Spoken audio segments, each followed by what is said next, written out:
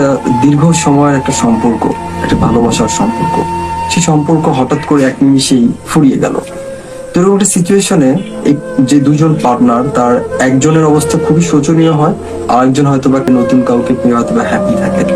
তো এই জায়গাটা যদি একটু ভেবে দেখি, আসলে আপনার প্রেমিকা চলে গিয়েছে আপনাকে ছেড়ে, বা আপনার প্রেমিক আপনাকে ছেড়ে চলে গিয়েছে, তো আপনি এখন কি করবেন? নিজের জীবনকে শেষ করে দিবেন?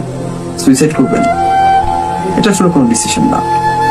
কেউ যদি আপনাকে ছাড়া ভালো থাকতে পারে, আপনি কেন পারবেন না? আপনাকেও ভালো থাকতে হবে, চেষ্টা করতে হবে ভালো থাকার। আপনার প্রিয় যে বন্ধুগুলো আছে, আপনার বাসায় আপনার বাবা মা ভাই বোন যারা আছে, তাদের সবার সাথে কমিউনিকেশন করেন, তাদের সাথে গল্প গুজব করেন।